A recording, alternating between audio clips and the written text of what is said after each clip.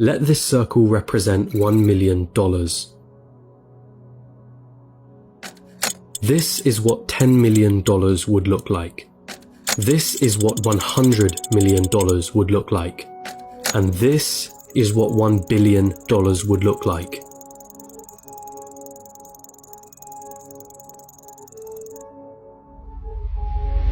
Jeff Bezos, the founder of Amazon, has a net worth of 117 times this number.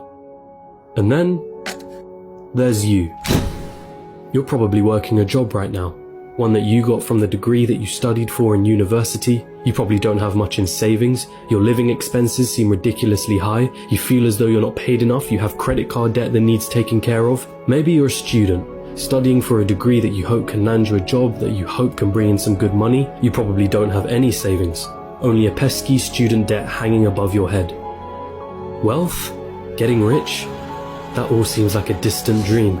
How did they do it, you ask yourself? Seeing all those millionaires, billionaires, especially the ones who got there at such a young age, it baffles you, it makes you angry. They got lucky, they were born into wealth, they cheated their way to the top. That money doesn't make them happy. Money is evil anyway. I'm not smart enough, I'm just unlucky. Those dreams you had of buying that mansion, your favorite sports car, paying off your mortgage, traveling around the world, they'll forever remain that way. Just dreams, nothing more. Nothing less. You come to the harsh realization, it's a rigged game. It's been a rigged game from the start. And you're on the losing side of it. But what if I told you you were wrong? What if there was a way of getting there?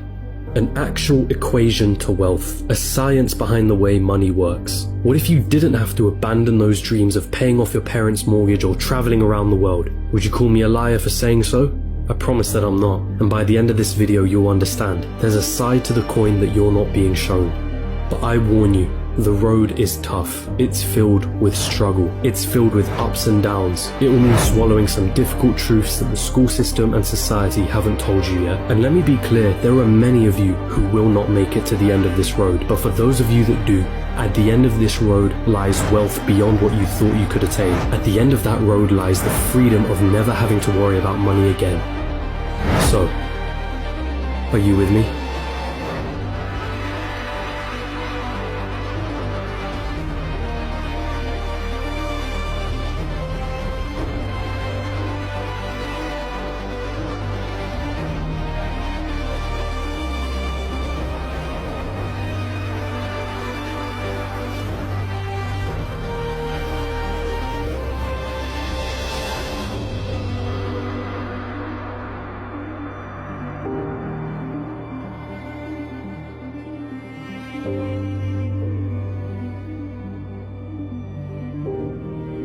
Still with me? Then let's not waste any more time. What do you really think about money? Is it something you work for? Is it earned or is it inherited? Is it the root cause of all evil? Are you desperate to have more of it? Have you been chasing it most of your life? Truth is, most of what you think about money has been influenced by your upbringing and environment. If you were born into a family that didn't have much money growing up, then you're more inclined to believe that you too will not grow up to have much money. Or perhaps you went on the complete opposite end and decided to make as much money as you can so that you will never be in that position again. The fact that your school didn't teach you much about this subject doesn't help things. And because of this, most of you are going to have false beliefs about money that aren't going to help you on this journey. Now stick with me here, because we're going to have to change the way you've been seeing money your whole life. Hollywood has always had a habit of depicting the wealthy and rich as evil, backstabbing, entitled, or corrupt individuals. If you won't get me a squirrel, I'll get one myself. Question is, have you bought into that stereotype? A recent report released by WealthX showed that of the world's ultra-wealthy, those that had a net worth of 30 million or more, 68% of them were self-made. And it seems like every other study backs up this conclusion. Warren Buffett? Self-made billionaire. Howard Schultz? Born in poverty. Oprah Winfrey? Born in poverty. Jeff Bezos? Self-made billionaire. Elon Musk? Self-made billionaire. Sarah Blakely? Self-made billionaire. What is it that these people know that you don't? Truth is, your equation is all wrong. Here's the two-dimensional equation that you've been taught. Money equals salary earned from a job. Past a certain point, the prospect of getting a job becomes the sole purpose of your education. So what's wrong with that, you ask? I'm gonna assume that if you're watching this, you want to make money, a lot of it, and in as short amount of time as possible. If that is your goal, then this equation for generating money will never get you there. We all have one precious resource, the most important resource of all, and once it's gone, there's no way of getting it back. That resource is time. In a standard job, the amount of money you earn is dependent on the amount of time you put into that job. If you earned $20 an hour and worked 40 hours a week, it would take you nearly 24 years to reach a total of $1 million. But that is without subtracting any taxes or any expenses that you will incur over 24 years. And let's not forget that inflation would make your $1 million less valuable. The reality is that on a salary of $20 an hour, you can only really be a millionaire at an old age by living frugally. And most of that precious resource known as time has slipped through your fingers. You traded all that time for money, and it wasn't even a substantial amount either. So again, you ask yourself, how is it then that there are self-made millionaires and billionaires at such young ages? What makes them so different? And the truth is, they have a better equation than you. They have a way of understanding money that you haven't quite grasped yet.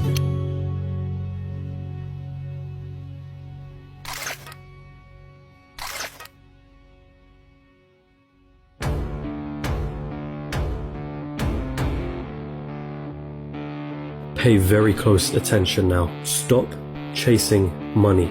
In a capitalist society, the rules of the game are as follows. You are paid in proportion to the perceived value that you have. And the people that perceive your value, they are the market, the consumers of the economy. The market is you, your friends, your family, your neighbors, your country.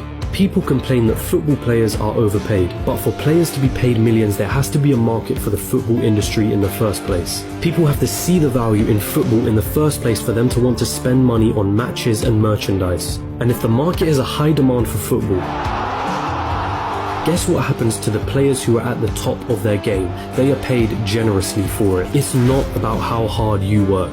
The cleaner that's sweating and tiring himself out every day is paid far less than the accountant sitting behind a desk. Why? Because the market perceives the value of what the cleaner does to be far less than the accountant. As harsh as it may sound, the cleaner can be replaced by anybody. It isn't difficult to learn how to do his job, and therefore the market will not pay him more than the accountant, the guy who spent years studying numbers, the guy who has saved his clients thousands on their taxes. But even so, we just discussed how getting a job isn't the right equation to amassing a great amount of wealth in as short a period of time. So then how can we increase our perceived value? What is it about people like Elon Musk or Jeff Bezos that makes their perceived value so high? The first step to this equation of wealth is quite simple. If you want money, solve problems. If you take a second to digest this statement, you'll realize that just about all money runs from this basic premise. If it solves a problem, money will be thrown at it. If it's $1 million problem, then the solution will make you millions. If it's $1 billion problem, then the solution will make you billions.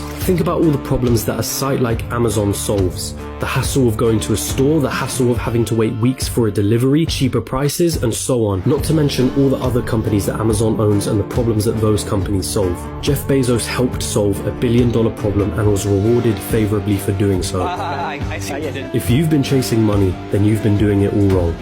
It sounds almost paradoxical, but if you want money, it isn't money that you should be looking for. You should be looking for problems, and more importantly, solutions to those problems. And once you've found that solution, make a business around it.